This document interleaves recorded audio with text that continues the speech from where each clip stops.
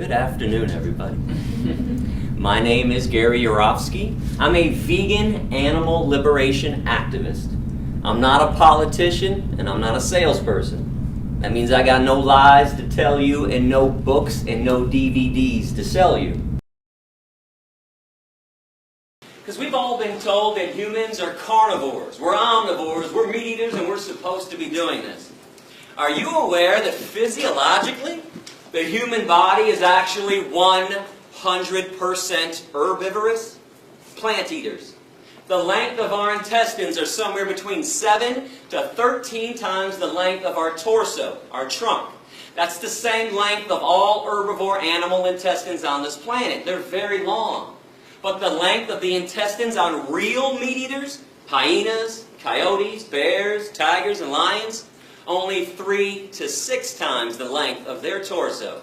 They have a short intestinal tract so they can push through quickly decaying and rotting animal flesh, animal protein, cholesterol, saturated fat, trans fatty acids, which is why it is impossible, I repeat, impossible for any genuine meat eater to ever clog their arteries. Never happens to a real meat eater. What's the #1 killer of humans who choose to eat meat, cheese, milk, and egg? Heart disease from clogged arteries, atherosclerosis. Humans and other herbivores, we sweat through our pores to cool ourselves. We don't pant like dogs and cats and lions to cool ourselves down. No claws on the human hand. Claws are a trademark of the carnivore and the omnivore. We have carbohydrate digestive enzymes in our saliva. Only herbivores possess that, meaning we're supposed to be eating tons of carbohydrates like fruits and vegetables. Our teeth, broad, short, blunt, flat, just like the teeth of other herbivores. And before somebody blurts out, "Hey Gary, what about these canines, dog?" Most of the herbivores have canines, incisors, and molars. It would not be possible for us to be eating hard fruit like apples without those teeth. Our lower jaw goes from side to side in a grinding, chewing motion, like this. We grind and chew when we eat. If you grind and chew when you eat like you all do, you are an herbivore. The jaws of carnivores and omnivores can only go up and down, vertically, rip and swallow. There's no chewing, grinding, side-to-side action. All I'm asking you to do is something normal and natural. Eat what comes from the earth, what the ground pushes up, and what the trees drop down and give us.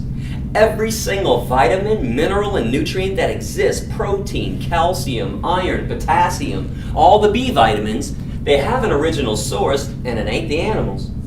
I know you're aware that people eat animals after the animals have already eaten things that come from the earth. People eat cows after the cows have eaten up all the grass, some of the soil, then we ship them off to a feedlot, and we feed them most of our corn, wheat, oats, and soy. Then we take even more of the corn, the wheat, the oats, and the soy. We shove it down the throats of pigs, chickens, and turkeys. Stop filtering your nutrients through someone else's body.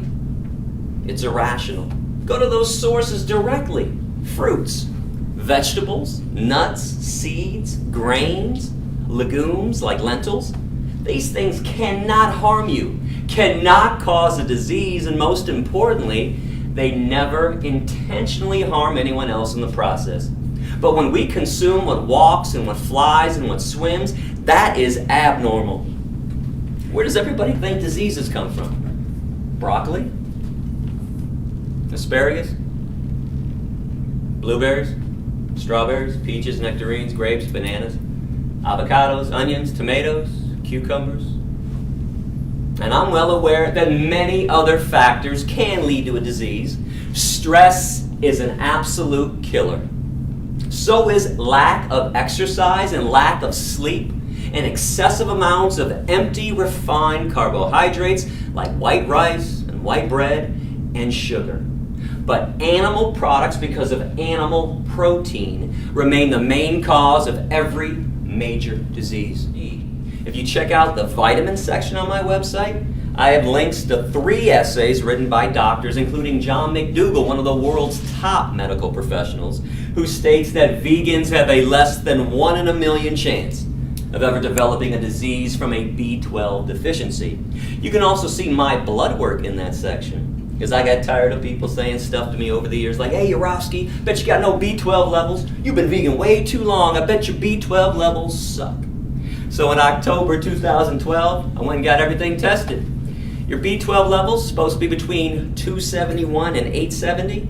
I checked in at 543. At that time, 16 years vegan. Now 17 years vegan. Still haven't taken one single pill. Because I don't believe you can find health in a pill. But with this being said, if you decide you want to become vegan today, and I hope everybody does, and your parents or your doctor insist that you take a B12 supplement, then do it. Who gives a shit? It takes 2 seconds. I'm not an anti-vitamin addict. Now, I want to break this down for you even further. I'm going to show you exactly who's been lying to you all these years. Because according to the dairy industry itself, the main reasons they exist are so you can get protein and calcium. Now, unless you plan on starving yourself to death, which I do not recommend, it's impossible not to get protein. You couldn't even do it if you tried, because every single plant on this planet contains protein. Even fruit is around 5% protein. Vegetables have plenty of protein, nuts and seeds and grains. Beans and lentils, by the way, 25% protein. 1 cup of tempeh is a meaty-like substance made from fermented soy. 1 cup has more than 30 grams of protein. And the seaweed spirulina, 79% protein. So again, unless you're planning on a starvation diet, it's impossible not to get your protein intake for the day. As for calcium, which is abundant in the plant kingdom, like every nutrient that exists, that's where nutrients come from. Plants, not from the animals. Best sources of calcium, by the way, are almonds, broccoli, parsley, and sea vegetables, seaweed. But check out that vitamin section on my website. I now have a detailed list of the best sources for more than 100 nutrients. But the dairy industry, boy, they love to say, eat some cheese, drink some cow's milk, strong bones, strong body. Milk does a body good. Happy cows, got milk. Most people eat dairy products 3 times a day. I mean, you can't even get a sandwich anymore without cheese. People put cheese and meat on salads too. And by the way, if you're eating a salad with meat and cheese on it, it's not a salad. Stop that shit. It's a sandwich without the bread, all chopped up in little pieces put inside of a bowl. Spare me the chicken salad, tuna salad crap. A salad is comprised of vegetables and plant products only. And if you're lucky enough to find this vegetable-only salad somewhere, what's the first thing people have to say to the waiter like an addict? Some ranch or some Thousand Island? Can you please pour some dairy all over these vegetables for me? So, in our society, where everybody is hooked on dairy, I mean hooked like it's been laced with cocaine and Percocet, most people can't even fathom one meal, let alone one day or a lifetime without cheese. In fact, if you want to know why vegetarians never become vegans, cheese on a baked potato, cheese on a broccoli, cheese on everything inside. Even lactose intolerant people eat cheese. So, we have all these animal products coming into our diets for breakfast, lunch, and dinner every single day without exception. Snacks too. Did you ever wonder why nearly every other commercial on TV has something to do with pills and illnesses? And why our parents and grandparents have to take multivitamins every day? And why there's a drugstore on every street corner pushing vitamins and pharmaceuticals on everybody. After all, we do live in a meat, dairy, and egg-eating world. You think maybe people need pills and people become sick because meat, cheese, milk, and eggs are pure and utter garbage with very little to no nutritional value whatsoever? And the other myth is that we can't do anything about our health because it's already programmed into our genes. Hey, Gary, that was a great speech, man, but heart disease runs in my family. Breast cancer keeps running in my family. Nonsense. Don't you know what runs in people's families? You should by now. Meat, cheese, milk, and eggs. It doesn't count as hereditary when our parents and our grandparents and our great-grandparents ate the same disgusting, unhealthy things that we still eat. Actually, that's the definition of insanity. Doing the same thing over and over and always expecting a different result. Baldness is hereditary. You can thank your mom's dad for that. Eye color is in the genes. Cystic fibrosis, Down syndrome, that's in the genes. Heart disease and cancers are not.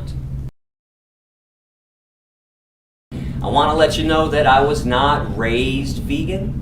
I ate meat, cheese, milk, and eggs for around 25 years. And like most people, I always thought that I cared about animals because I loved dogs and cats, or chipmunks and squirrels. Until one day, after seeing some animals backstage at a circus, chained up and caged up, I not only realized that I was witnessing a slave show, I realized I was a hypocrite, a bigot, a speciesist. Just like a racist who believes that their race is more special and more important than all the other races, a speciesist believes that humans are more special and more important than all the animals, and therefore have the right to enslave and kill any species they choose. I know you have the capability of understanding right from wrong, because you all hate people who harm children. Why not hate people who harm animals? It's hypocritical. Why protect one victim and then violate and ignore the other victim when neither victim wants nor deserves the abuse? It's not an accident that animals can build a home if given a chance and return to that home. That they can care for their babies, that they can find shade on a sunny day or seek warmth when it's cold, figure out when to sleep or stay awake, locate water to drink, fly in a V formation, hide when they don't want to be seen, defend their territories. All these actions prove beyond a reasonable doubt that animals have the capacity of being rational and aware. This is about justice. When we were kids, each and every single one of us, when our parents or our grandparents sat us down and read us a story, that story was about animals.